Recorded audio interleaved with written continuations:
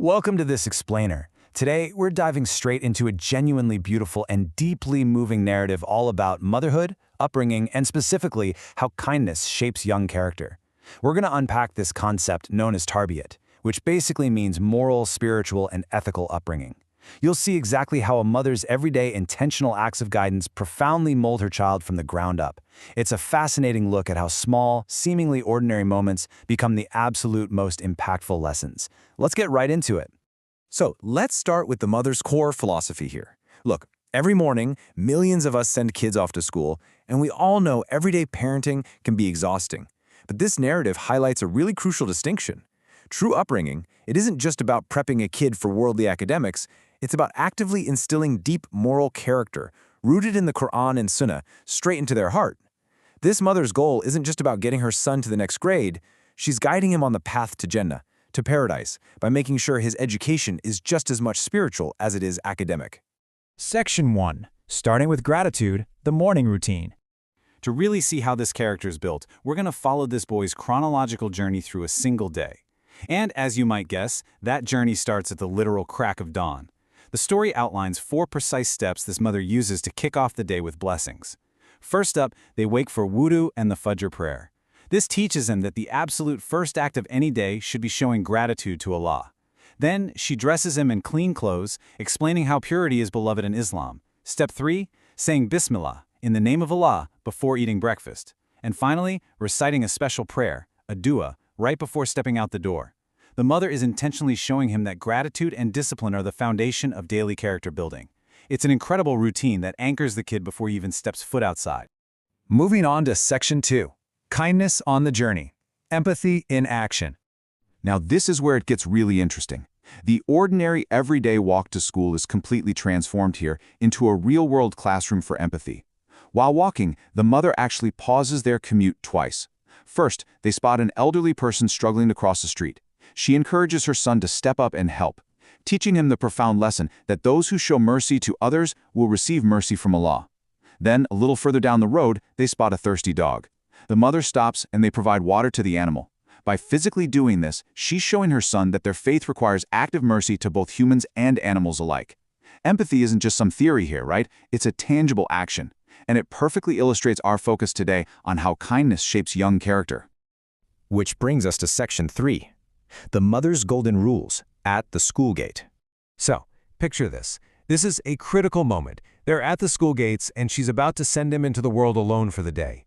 But notice what she does. She doesn't just say, hey, pay attention and get good grades. No, she tells him to respect his teachers, to strictly avoid lying, to absolutely never mock or make fun of anyone, and to always look out for the weak. And she caps the whole thing off with this incredibly powerful reminder. Remember, Allah is everywhere and watching. She's literally anchoring his social behavior in divine accountability. She's empowering him to do the right thing, not because a teacher might catch him, but because his character is always being observed by a higher power. All right, Section 4. Kindness in the classroom, testing the lessons. Once inside those school walls, the boy is totally on his own. No mom to guide him. So, do the lessons hold up? Well, during the day, a classmate forgets his lunch. And, as kids sometimes do, other children start laughing and making fun of the hungry kid. But our boy? He steps right up. He actively applies his mother's lessons and chooses to share his own food with the hungry child. He does this based on the Prophet's teachings to feed the hungry, completely tuning out the mockery of the other kids. He prioritizes compassion over social pressure, proving that true character means doing the right thing, even when it's super unpopular. And the tests just keep coming. During a lesson, the boy actually gets an opportunity to cheat to get the right answer, but he flat out refuses. He chooses honesty. And guess what? The teacher actually praises him for it. This perfectly reinforces the mother's lesson that a fake good grade is totally worthless compared to a genuinely honest character.